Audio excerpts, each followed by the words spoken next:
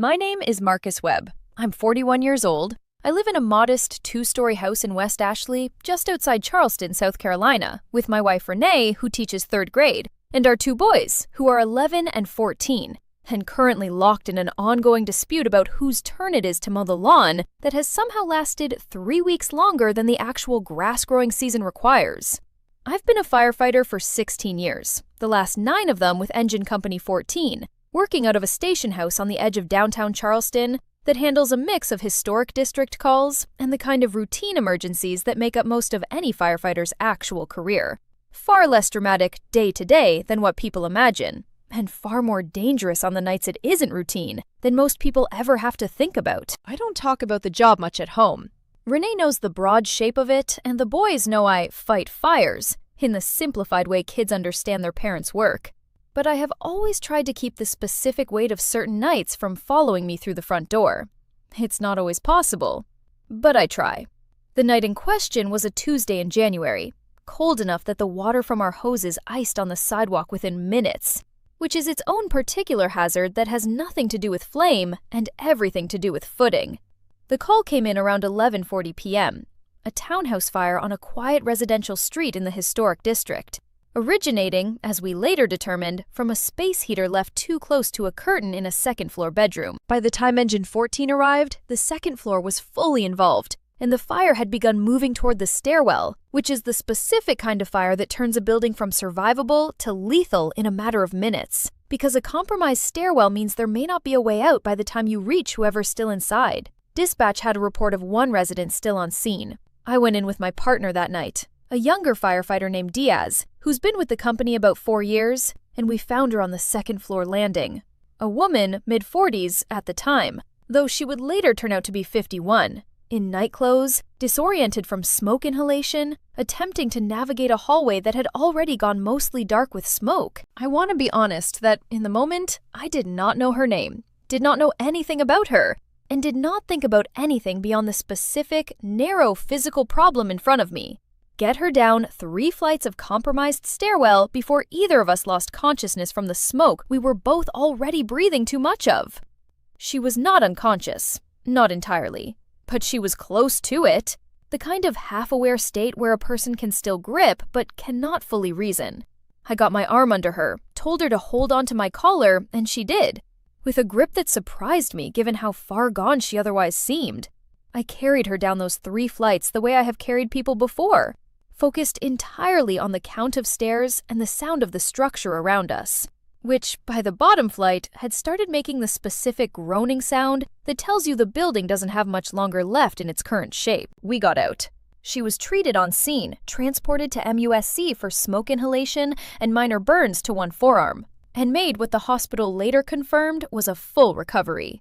I filed my incident report, which included her name, Vivian Ashford-Cole, pulled from the responding paramedics' documentation, and I did not think about her again in any specific way for the next several weeks, because that is, frankly, how the job works. You carry dozens of people out of dozens of situations over a career. Most of them remain to you a name on an incident report and nothing more. This is not coldness. It's simply the only way the work remains sustainable over 16 years. I learned later who Vivian Ashford-Cole actually was. She was, it turned out, a prominent figure in Charleston's philanthropic and social circles, the kind of person whose name appeared regularly in the society pages of the local magazine, married to a man who owned several commercial properties downtown, and active on the boards of at least 3 nonprofits, including, as it happened, the Charleston Firefighters Benevolent Fund, the charity organization that hosted an annual gala honoring the department. This is how I ended up at the gala 3 weeks after the fire, not because of any connection to Vivian Ashford-Cole specifically, but because Engine Company 14 was receiving a service commendation that year, and the department asked several of us to attend in dress uniform, or, in my case, the one good suit I own, which I had worn to exactly 4 weddings and 1 funeral prior to that night. The gala was held at a restored mansion downtown, the kind of venue with crystal chandeliers and a string quartet, and the specific ambient hum of a room full of people who have never had to calculate whether they can afford the appetizer. Renee came with me, wearing a dress she'd borrowed from her sister for the occasion, and we stood near the edge of the room for the first hour, eating considerably more of the past appetizers than was probably dignified, because neither of us had eaten dinner beforehand. I saw Vivian Ashford-Cole for the first time since the fire around 9 o'clock, near the dessert table, on the arm of a city councilman I recognized from local news coverage. She looked entirely recovered, composed, elegant. The small bandage that had been visible on her forearm in the hospital photo I'd glimpsed in a follow-up news segment, now apparently healed, or covered well enough not to show. I did not approach her. I want to be clear about that, because what happened next was not something I provoked or invited. I was simply standing near the dessert table, in my one good suit, holding a small plate with a piece of cake on it, when she and the councilman walked past on their way to the bar. She glanced at me, the brief, assessing glance people give a stranger in a room, and said something to the councilman that I was apparently meant to hear, or perhaps was simply not meant to be considered capable of hearing and processing because she didn't lower her voice particularly. "Don't worry about him," she said, with a small dismissive gesture in my direction. "He's with the catering staff." The councilman didn't even look at me directly. They continued toward the bar. I want to describe what I felt in that moment as precisely as I can, because I think precision matters more than drama here. I did not feel rage. I felt something quieter and, in its way, more familiar. The specific, recognizable sensation of being looked at and seen as a function rather than a person. It is not a new feeling for a man in my line of work, or for men in most of the lines of work this kind of story tends to be about. I have been mistaken for plenty of things in plenty of rooms. I have learned not to let it cost me anything internally that I'm not willing to spend. Renee, standing beside me, had heard it too. She looked at me with an expression that was half outrage on my behalf and half barely suppressed disbelief. "She has no idea who you are," Renee said quietly. "No," I agreed. "She doesn't." I did not correct her. I want to be honest about why, because I think the reason matters. It would have been easy enough. I could have said simply, "Actually, I'm the firefighter who carried you out of your townhouse 3 weeks ago." It would have been true, and it would likely have produced an immediate, mortified apology.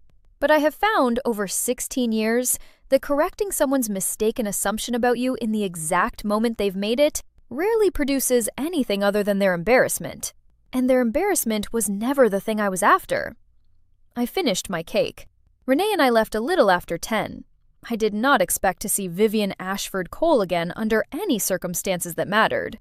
I assumed the gala had been the entire arc of whatever brief, accidental overlap our lives were going to have. 3 days later, my company received a call to a 4-story commercial building downtown. An electrical fire that had started in a server room on the 2nd floor of an office building and was spreading through the wall cavities faster than the building's outdated suppression system could contain. By the time we arrived, the building had been evacuated. Mostly. Except for a report of one person possibly still on the 4th floor. A tenant who worked late, and whose office assistant believed she hadn't made it out before the alarm cleared the building. I want to be honest that I did not know, climbing those stairs in full gear with Diaz behind me, whose office it was. I knew only the floor, the approximate location, and the diminishing window of time before the structural situation made the 4th floor unreachable. We found her in a corner office, disoriented from smoke, having apparently been on a phone call loud enough that she hadn't heard the alarm clearly through a closed door, then lost precious minutes trying to locate an exit route that the smoke had already begun obscuring. It was Vivian Ashford-Cole. I recognized her immediately, the way you recognize someone whose face you've seen in 2 very different contexts within a short span of time. She did not recognize me. Could not have, given the mask and gear, given that she had not, in any meaningful sense, looked at me as a specific person 3 weeks earlier either. I got her out the same way I'd gotten her out of the townhouse.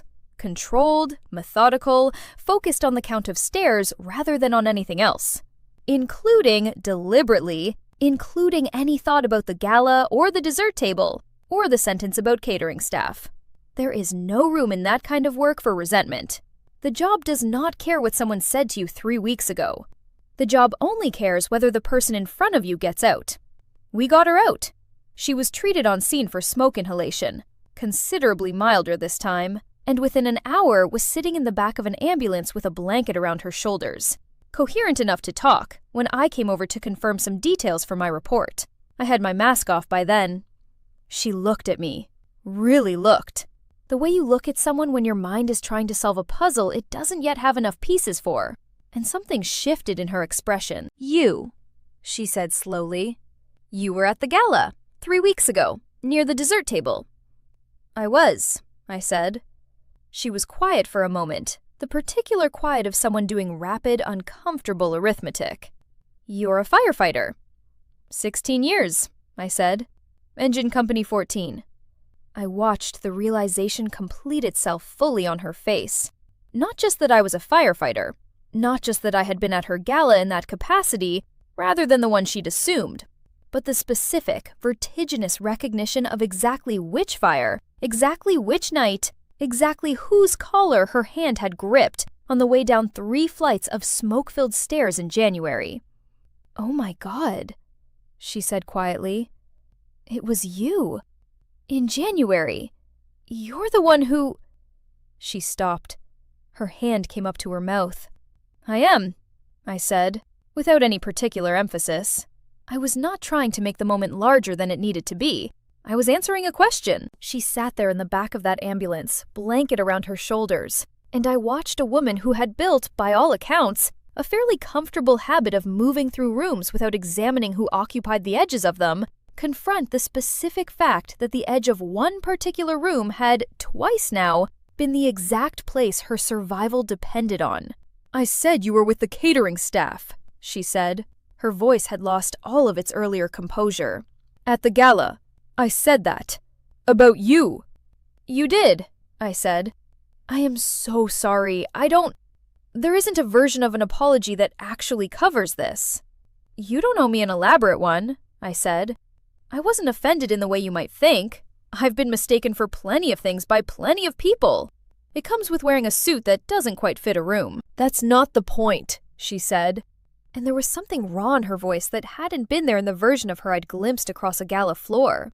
The point is, I looked at a man and decided, instantly, without a single piece of actual information, that he didn't belong in a room I was standing in. And it turns out, that man had already saved my life once, and was about to do it again, and I never once thought to ask his name. I didn't say anything to that.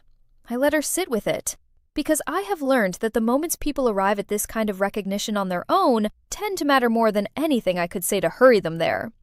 What's your name? She asked. Your actual name. I want to know it properly this time. Marcus Webb, I said. Marcus, she repeated, like she was making sure it would stay with her this time. I would like to come to the station house, if that's allowed. Not for a photo, not for the magazine. I don't want this turned into a story I tell at dinner parties about my own enlightenment. I just want to say thank you to the actual person, properly, once I'm not covered in soot and adrenaline. That would be fine, I said. We're usually around. She came the following week, on a Tuesday afternoon when the company was mostly between calls. And she did exactly what she'd said she would. No photographer, no entourage, just a quiet conversation in the station house kitchen over coffee that Diaz made too strong, the way he always does. She asked about the job. She asked about the January fire, what she'd been like, whether I remembered details she herself couldn't recall from the smoke and the fear. She asked about my family, my boys, the lawn mowing dispute, which made her laugh for the first time since I'd met her in any context. Before she left, she asked if the Benevolent Fund's Gala Committee could feature the department's actual rescue work more prominently next year. Not as decoration, she said, but as the actual point of the evening, the thing the whole room was supposedly there to honor. I told her that sounded like a good idea. She left. I went back to checking equipment with Diaz, the way the afternoon required, and I thought, briefly, about the specific shape of the lesson and what had happened. Not a dramatic reversal, not a public reckoning, just one woman quietly recalculating who deserved her attention in a room. 3 weeks too late to undo the first mistake, but in time, perhaps, to stop making it. I don't need the world to notice the people standing at the edges of rooms. I've made peace with the edges a long time ago. But I'll admit, there was something quietly satisfying in watching someone learn, all on her own, what it costs to decide who matters before you've bothered to find out. If you've ever been looked past in a room you had every right to stand in, leave a comment below. I read every one. And if you know someone who does the work that gets noticed only in emergencies, thank them properly. on an ordinary day, before you ever need them again. See you in the next one!